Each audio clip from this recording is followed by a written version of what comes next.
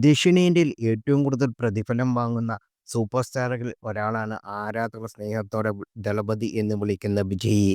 ഒരു സിനിമയിൽ നിന്ന് ഏകദേശം 100 കോടി മുതൽ 150 കോടി വരെയാണ് വിജയ് സമ്പാദിക്കുന്നത്. വിലയേറിയ ആഡംബര കാറുകൾ, കടൽത്തീരത്തെ കൊട്ടാര സമാനമായ ആഡംബര വസതി എന്നിങ്ങനെ കണക്കില്ലാത്ത സ്വത്തിന്റെ ഉടമ കൂടിയാണ് അദ്ദേഹം.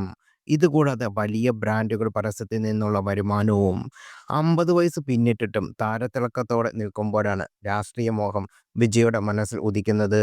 കഴിഞ്ഞ വർഷം തുടക്കത്തിലാണ് രാഷ്ട്രീയ പാർട്ടികളായ തമിഴക വെട്ടിക്കഴകം തുടങ്ങിയത്. ഒരു ഉഗ്രൻ തമിഴ് സിനിമ കണ്ടതുപോലെയായിരുന്നു വിജയുടെ രാഷ്ട്രീയ പ്രവേശം.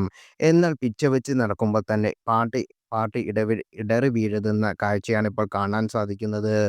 തമിഴ്നാട്ടിലെ കരൂരിൽ നടന്ന റാലിക്കിടെ 38ലധികം പേർ ജീവൻ നഷ്ടപ്പെട്ട ദാരുണ സംഭവത്തിന് ശേഷം സിനിമയിലെ രക്ഷകൻ പകച്ച് വീട്ടിലേക്ക് മുങ്ങുന്ന കാഴ്ചയാണ് ഇന്നലെ ജനം കണ്ടത്. ഈ സംഭവത്തോടെ വിജയ്ക്കെതിരെ വിമർശനവും ശക്തമാണ്. വിജയ് അറസ്റ്റ് ചെയ്യണം എന്ന ആവശ്യം ഉയർന്നു കഴിഞ്ഞു.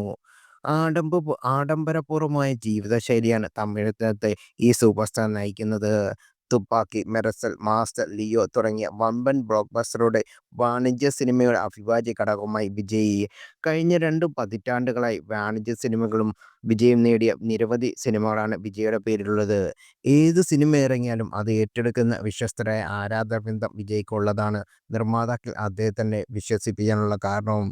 സിനിമകളുടെ ഡിജിറ്റൽ, സാറ്റലൈറ്റ്, തിയേറ്റർ അവകാശങ്ങളുടെ കോടിക്കണക്കിന് രൂപയുടെ വരുമാനമാണ് ലഭിക്കുന്നത്. Rolls Royce Ghost, BMW X5, Audi A8, Mini Cooper, Land Range Rover, Vogue തുടങ്ങിയ പ്രീമിയം കാറുകളുടെ വിപുലമായ ശേഖരം വിജയ്ക്കുണ്ട്.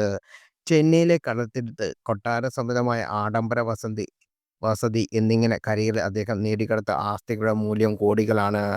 ദളപതി വിജയ് അവസാനമായി അഭിനയിക്കുന്നത് അദ്ദേഹത്തിന്റെ 69ാമത്തെ ചിത്രമായ ജനനായകനാണ്.